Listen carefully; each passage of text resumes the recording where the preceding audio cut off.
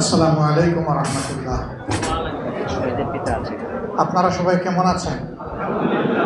আলহামদুলিল্লাহ রাব্বিল আলামিন ওয়াসসালাতু ওয়াসসালামু আলা রাসূলিহিল কারীম ওয়া আলা আলিহি ওয়া সাহবিহি ওয়া আহলি বাইতি আজমাইন, আম্মা বা'দ। বাংলাদেশ জামাত ইসলামের উদ্যোগে আজকের এই মোবারক ইফতার মাহফিলের সম্মানিত সভাপতি, নেতৃবৃন্দ, শহীদ পরিবারের গর্বিত সম্মানিত সদস্যবৃন্দ, সম্প্রতি আন্দোলনে ২৪-এর দ্বিতীয় স্বাধীনতার আন্দোলনে আহত পঙ্গুত্ব বরণকারী ভাইয়েরা, উপস্থিত সম্মানিত রোজাদার বন্ধুগণ, গণমাধ্যমের সম্মানিত ভাইয়েরা, ঘোষক বলেছেন বিশিষ্টজনদের সম্মানে আজকের এই ইফতার। হয়তো আমরা চিন্তা করছি বিশিষ্টজন বলতে এখানে বোঝানো হচ্ছে সমাজের সম্পদশালী, জ্ঞানী, গুণী, শিক্ষিত, বিভিন্ন সামাজিক এবং কর্মক্ষেত্রে গুরুত্বপূর্ণ পদধারী লোকদের। আমি বিষয় অন্যভাবে বসছি, প্রত্যেক রোজাদার বিশিষ্ট ব্যক্তি। রোজাদারদের ব্যাপারে আল্লাহ তাআলা অ্যাড্রেস করেছেন খুব চমৎকারভাবে, আর রাসূল করিম সাল্লাল্লাহু আলাইহি সাল্লাম সেই কথাটাকেই একটা ডায়মন্ড হিসাবে আমাদের সামনে পেশ করেছে। আল্লাহর হাবিব বলেছেন যে আল্লাহ তাআলার পক্ষ থেকে ঘোষণা করা হয়েছে, আস-সাওমুলি ওয়া আনা আজজি বিহি। রোজা আমার বান্দা আমাকে না দেখেই আমার জন্য রাখে, বিভিন্ন কাজের বিনিময়ে এইটা ওইটা, এমনকি জান্নাত, জাহান্নাম থেকে মুক্তি। কিন্তু আল্লাহ বলতেছেন যে রোজার বিনিময়ে আমি আল্লাহ আমার বান্দার জন্য নিজেই।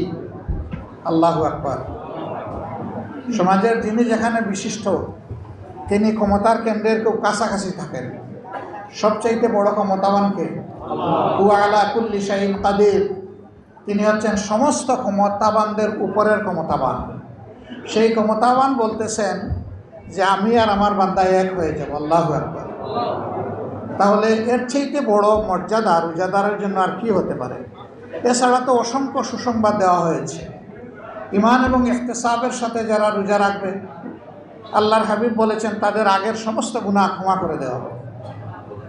আল্লাহর হাবিব এও বলেছেন, রমজান মাস পেয়ে যে তার গুনাহ খাতা পুড়িয়ে ছাই বানাইতে পারল না, সে ধ্বংস হবে, তার উপরে আল্লাহর অভিসম্পাত, লানত।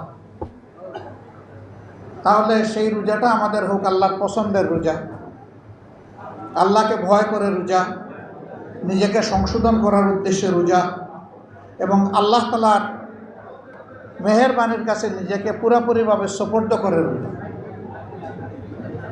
আমরা কালামে হাকিমের একটা আয়াত আছে, অধিকাংশ বিশ্বাসীরা আবার শিরকও করে,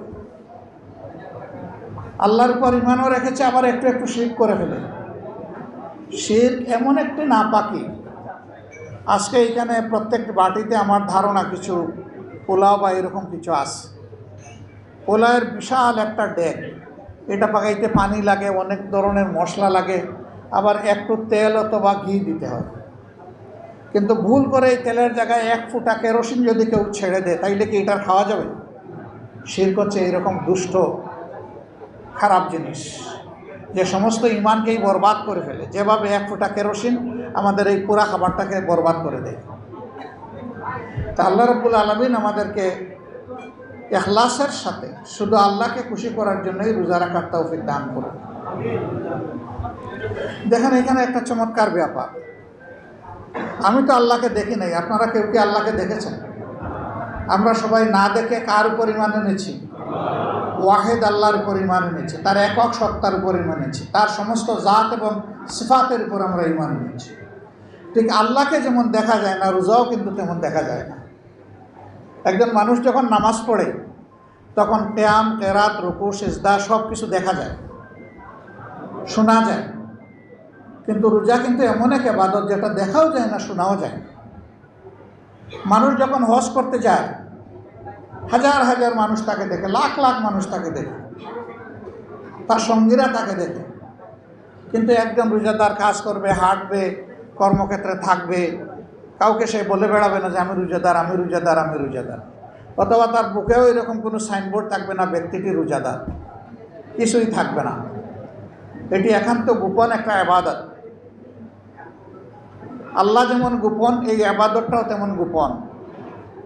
এই জন্য আল্লাহ এই ইবাদতকে এত ভালোবাসেন, বলেছেন যে আমার বান্দার জন্য আমি নিজেই হয়ে যাব। সুবহানাল্লাহ।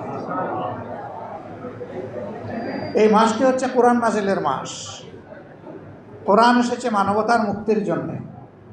শাহরু রমাদানাল্লাযী উনজিলা ফীহিল কুরআন হুদাল লিন-নাস ওয়া বাইয়িনাতিন মিনাল হুদা ওয়াল ফুরকান। এই মাস আল্লাহ তাআলা বলতেছেন যে মর্যাদাপূর্ণ হয়েছে কোরআন নাজিলের কারণে। এটা সমস্ত মানব জাতির জন্য সারা জীবনের বিধান এটা দিবে। ব্যক্তি, পরিবার, রাষ্ট্র, শিশু থেকে বৃদ্ধ সবার জন্য এখানে সব ধরনের বিধান আছে, কোনো কিছুর কোনো কমতি নাই। আল্লাহর কসম, আসমানের নিচে জমিনের উপরে যত মতবাদ আছে সেই মতবাদগুলোতে মানব জীবনের সমস্ত সমস্যার সমাধান নেই। এই সমাধান একমাত্র আছে আল্লাহর কোরআনের মধ্যে।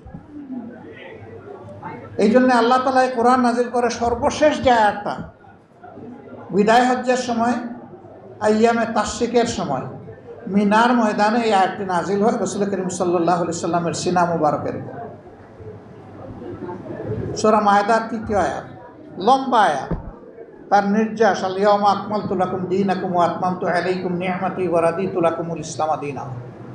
আল্লাহ তাআলার ঘোষণা, আজকের এই দিনে তোমাদের জন্য তোমাদের জীবনের যাবতীয় নিয়ম কানুন, আইন, বিধান সব আমি পরিপূর্ণ করে দিলাম। বলেন সুবহানাল্লাহ। আল্লাহ কিছুই বাকি রাখলেন না। ওয়া আতমামতু আলাইকুম নি'মাতি, এবং এর মাধ্যমেই তোমাদের জন্য আমি নিয়ামতও পূর্ণ করে দিলাম।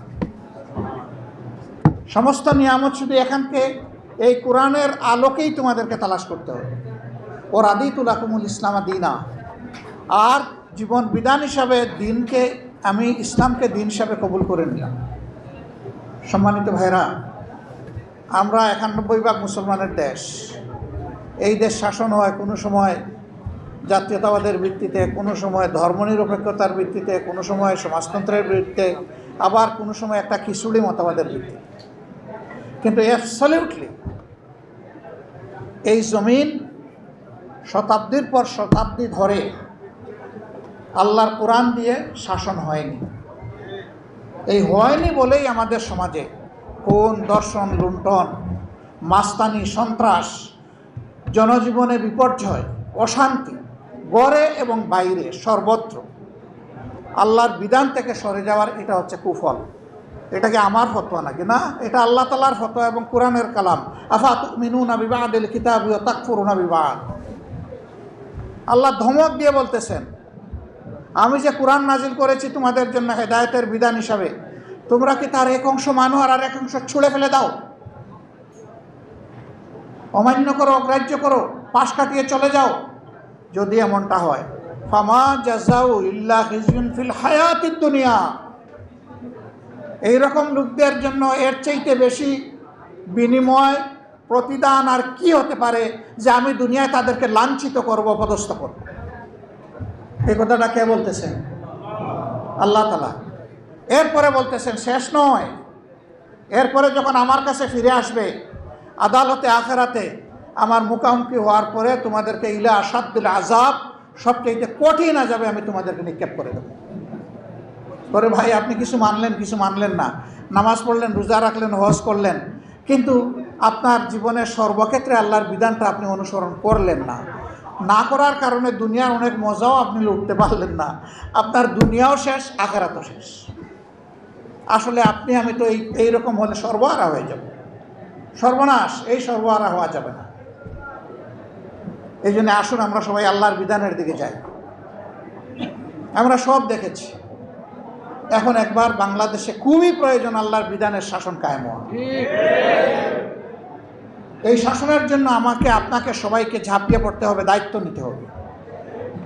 আমি নিজেকে এখানে এনগেজ করব, আমার পরিবারের সদস্যবৃন্দকে এনগেজ করব, আমার আত্মীয় স্বজনকে এনগেজ করব, আমার প্রতিবেশীদেরকে এনগেজ করব, আমার বন্ধু বান্ধবকে এনগেজ করব, এবং আমার কর্মস্থলের সঙ্গীদেরকেও আমি এনগেজ করব। যে সবই তো দেখেছি, এবার আল্লাহর আইন দেখতে চাই। আল্লাহর আইনটা ফেরেশতারা এসে এখানে কায়েম করবেন না। এই আইন কায়েম করার জন্য মানুষ লাগবে। কোন মানুষটি? যে মানুষ আল্লাহকে ভয় করে। এই একটা গুণ থাকলেই চলবে, যে সে প্রকৃতভাবে আল্লাহকে ভয় করে। আর আল্লাহ তাআলা এই রোজা নাজিল করার উদ্দেশ্য একটাই বলেছেন, লাআল্লাকুম তাত্তাকুন। আমি রোজা তোমাদেরকে দিয়েছি আশা করা যায় এর মাধ্যমে তোমরা আল্লাহকে ভয় করতে শিখবে, তোমরা মুত্তাকি হবে, তোমাদের কালব হবে কালবান খাশিয়া, তোমাদের কাল হবে কালবান শাকিরা। তোমরা আল্লাহকে তার জাত এবং সিফাতের কারণে, তার জালালিয়ত এবং কুওয়াতের কারণে তোমরা ভয় করবে। আর আল্লাহ যেহেতু তোমাদের রাজ্জাক, আল্লাহ যেহেতু তোমাদের গফুর এবং রহিম, সেই কারণে তার সমস্ত নিয়ামতেরও তোমরা শুকরগুজারি করবে। যদি এর ভিত্তিতে একটা সোসাইটি আমরা বিল্ড আপ করতে পারি, তাহলে ওই সোসাইটিতেই হবে জাস্ট সোসাইটি বা সত্যিকারের একটা ন্যায় ভিত্তিক সোসাইটি, সমাজ। এবং সেই সমাজ হবে বিয়ন্ড ডেসপিরিটি। এখানে কোনো ধরনের ডেসপিরিটি থাকবে না, এখানে থাকবে পেরিটি। সবার মাঝে একটা সামঞ্জস্য থাকবে, সমতা থাকবে, বৈষম্য থাকবে না। আমরা লড়াই করছি দুটি জিনিস বাংলাদেশ থেকে বিদায় দেওয়ার জন্য। একটি হচ্ছে দুর্নীতি, আর একটি হচ্ছে দুঃশাসন। এই দুইটা যদি আমরা বিদায় করতে পারি, তাহলে আলহামদুলিল্লাহ কোরআনের আলোকের বাংলাদেশ এদেশের 18 কোটি মানুষের জন্য আল্লাহর নিয়ামত হিসাবে তাদের হাতে ধরা দেবে ইনশাআল্লাহ। এই সংগ্রামের লড়াইয়ে আমরা আপনাদেরকে পাশে চাই, সাথে চাই, আপনাদের দোয়া চাই, ভালোবাসা চাই, আপনাদের পরামর্শ চাই, সমালোচনাও চাই। ভুল হলে অবশ্যই সমালোচনা করে আমাদেরকে ধরে দিবেন ইনশাআল্লাহ। আল্লাহ তাআলা আজকের এই মজলিসকে কবুল করুন। আমিন। উপস্থিত আমরা যারা হয়েছি, মহান আল্লাহ তুমি আমাদেরকে ক্ষমা করে দাও। আমিন। আমাদের প্রিয় মা বাবাকে ক্ষমা করে দাও। আমিন। তাদের খানদানকে ক্ষমা করে দাও। আমিন। শ্বশুর শাশুড়িকে ক্ষমা করো মাবুদ, তাদের খানদানকে ক্ষমা করো। ইমানদার উস্তাদদেরকে ক্ষমা করো, তাদের খানদানদেরকে ক্ষমা করো। জমি উম্মতে মুহাম্মদী সাল্লাল্লাহু আলাইহি ওয়াসাল্লামকে হে প্রভু তুমি ক্ষমা করো। আমরা নিশ্চয়ই নাফরমানি করেছি, আমরা গুনাহ করেছি, সীমা লঙ্ঘন করেছি। আমরা আবার তওবা করে তোমার কাছে আমরা ফিরে এসেছি। আল্লাহ তুমি আমাদের তওবা কবুল করো। তওবা ইয়া রাব্বি, তওবা ইয়া আল্লাহ, এ গফুরুর রহিম তুমি আমাদেরকে ক্ষমা করে দাও। আল্লাহুম্মা ইন্নাকা আফুউন কারীম তুহিব্বুল আফওয়া ফা'ফু রব্বির হামহুমা কামা রাব্বায়ানি সগীরা। মহান রবের দরবারে দোয়া করে আপনাদের সকলের জন্য প্রভুর দরবারে নেক হায়াত, সেহাতে কামেলা, আপনাদের রিজেকে, ইজ্জতে, আমলে, ইলমে আল্লাহ তাআলার পক্ষ থেকে অফুরন্ত বারাকা কামনা করে